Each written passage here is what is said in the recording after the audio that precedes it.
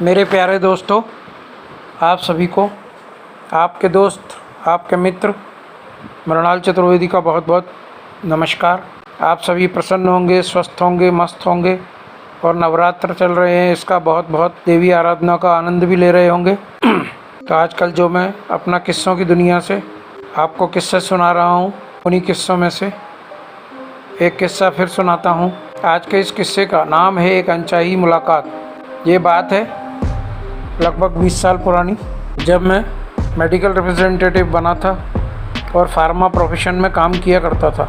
उन दिनों डॉक्टरों से मिलना, केमिस्टों से मिलना, दवा बाज़ार जाना, यही मेरा रेगुलर का कार्यक्रम हुआ करता था, रूटीन कार्यक्रम होता था। तो मैं सुबह अपने घर से निकलता था 10 साढ़े 10 बजे और कभी शाम को 4 बजे घर आ जाया करता था। फिर शाम को फिर निकला और रात को 9 साढ़े 9 बजे तक घर आया करता था। इसी तारतम्य में, सिलसिले में मेरे पास पूरा का पूरा आधा भोपाल, जिसको हम नया भोपाल कहते हैं, वो पूरा का पूरा एरिया था। और मैं रहता था कोलार रोड, भोपाल का एक नया उपनगर है, उसमें रहता हूँ। तब भी मैं यहीं रहता था, तब हम लोग नए नए आए हुए थे यहाँ पर। तो मैं रोज़ ही अपना जाया करता था, अपना काम समाप्त करके। प्रायः हम सभी मेडिकल रिप्रेजेंटेटिव का यही काम होता था कि जब सवेरे का काम ख़त्म हो जाता था तो हम 3-4 बजे तक दवा बाज़ार जाते थे।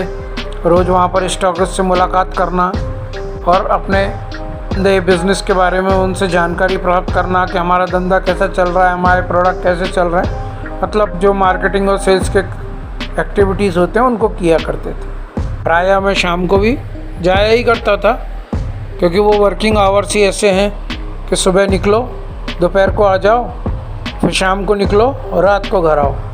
जब डॉक्टर और केमिस्ट की अवेलेबिलिटी होगी तभी हम काम कर सकते हैं। इस तरह एक दिन की बात है, प्रायः उसी रूट को, अपने नए भोपाल को कवर करता हुआ, तालाब के किनारे होता हुआ, पुराने भोपाल की गलियों में से निकलता हुआ, दुर्गा चौक होता हुआ, भवानी चौक होता हुआ, घोड़ा नक्काश के अपने दवा बाज़ार जाया करता था। इस दिन का किस्सा मैं ये आपको सुना रहा हूँ, एक अनचाही मुलाकात। मैं अपना काम ख़त्म करके 2:30-3 बजे होंगे, दोपहर का ही टाइम था, ज़्यादा शाम का भी टाइम नहीं था। मैं रोज़ की तरह जो मेरा रूटीन था, टीटी नगर हमारे भोपाल का इलाका है, वहाँ पर पूरा काम समाप्त करके मैं दवा बाज़ार जा रहा था अपने स्टॉकिस्ट के विज़िट करने, वहाँ पे मिलने। मैं न्यू मार्केट से निकला और एक पॉलीटेक्निक चौराहा एरिया होता है, जो सीएम आवास भी ऊपर चल के सीएम आवास है, वहाँ से होता हुआ जब मैं निकल रहा था, और वहाँ से मैं कब निकला तब तक तो मुझे याद है। फिर जब मैं बड़े तालाब पहुँचा तो मेरे साथ मेरी याद क्या हुई क्या नहीं हुई मुझे कुछ याद नहीं है। मेरी तंद्रा तब टूटी, या यूँ कहूँ कि मुझे होश जब आया कि जब मुझे किसी ने ये कहा, मेरे कानों में ये आवाज़ आई, अरे ये क्या कर रहा है, मेरे कान में ये आवाज़ आई। तो मेरी नींद टूटी, मुझे होश आया। तब मैं क्या देखता हूँ कि मेरा एक पैर बड़े तालाब के रेलिंग के उस तरफ और एक पैर मेरा फुटपाथ पर था, और मेरी गाड़ी मेन रोड पर खड़ी हुई थी, और वहीं पे सामने एक बहुत पुरानी मज़ार भी बनी हुई थी।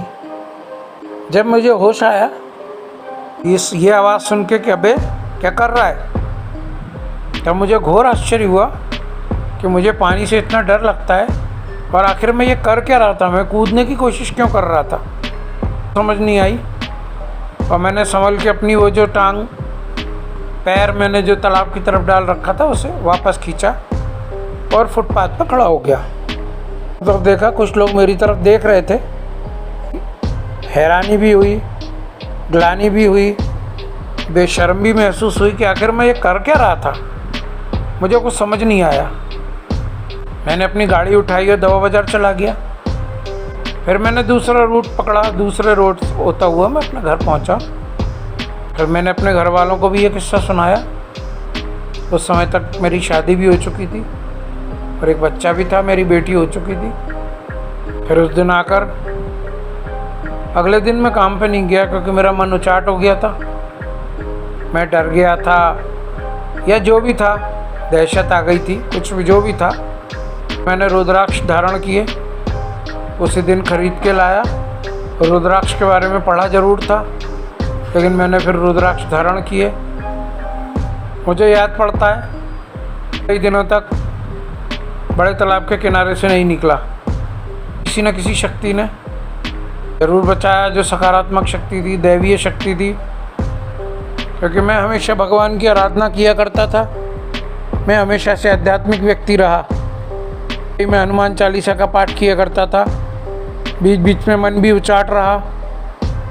दिन खराब आते हैं, परिस्थितियाँ बदलती हैं, तो मनुष्य का भगवान में से विश्वास भी ख़त्म हो जाता है, जबकि ये नहीं होना चाहिए। तो ये थी मेरी एक अनचाही मुलाकात, जो कोई भी नहीं चाहता कि इस तरीके की मुलाकात किसी की किसी से हो। वीडियो के माध्यम से मैं यही सलाह दूंगा कि ईश्वर की आराधना हमेशा करते रहें, चाहे कोई भी ईश्वर हो। आपको कोई भी ईश्वर समझ में आए, कोई भी भगवान समझ में आए, भगवान महादेव हैं, माँ गौरी हैं, माँ दुर्गा हैं, श्री कृष्ण हैं, राधा जी हैं, नारायण हैं, माँ लक्ष्मी हैं, हनुमान जी महाराज हैं जो कलयुग में सर्वप्रथम देवता कहे जाते हैं, श्री गणेश जी महाराज हैं। तो आप में अपना मन लगा सकते हैं, किसी भी नाम का जाप कर सकते हैं, वो आपकी हमेशा रक्षा करेगा। ऐसा मेरा मानना है, मेरा विश्वास है और मेरी श्रद्धा है। इस वीडियो में भी मैंने आपको यही बताया कि किस तरह किसी देवी शक्ति ने आके मेरी रक्षा करी। तो आप पर भी कोई विपत्ति ना आए। लेकिन यदि आप परिस्थितिवश किसी परिस्थिति में फंसें, तो आपकी भी सहायता मेरे प्रभु श्री राम करें। और शुभकामना मैं आप सभी के प्रति करता हूँ। आप हमेशा स्वस्थ रहें, प्रसन्न रहें, आपको सौभाग्य मिले, समृद्धि मिले। इसी शुभकामना के साथ आज का वीडियो समाप्त करता हूँ। अगले वीडियो में फिर एक नए किस्से के साथ प्रस्तुत होऊंगा। तब तक के लिए आज्ञा लेता हूँ। आपका दोस्त मृणाल चतुर्वेदी। आपको बहुत बहुत नमस्कार। आपसे एक प्रार्थना और है कि मेरे वीडियोस को, मेरे चैनल को सब्सक्राइब कीजिए, लाइक कीजिए, तो मुझे भी अच्छा लगेगा और मुझे प्रेरणा मिलेगी कि मैं अपने और किस्सों की दुनिया से और भी किस्से आपको सुनाऊं और आपके जीवन में भी कुछ न कुछ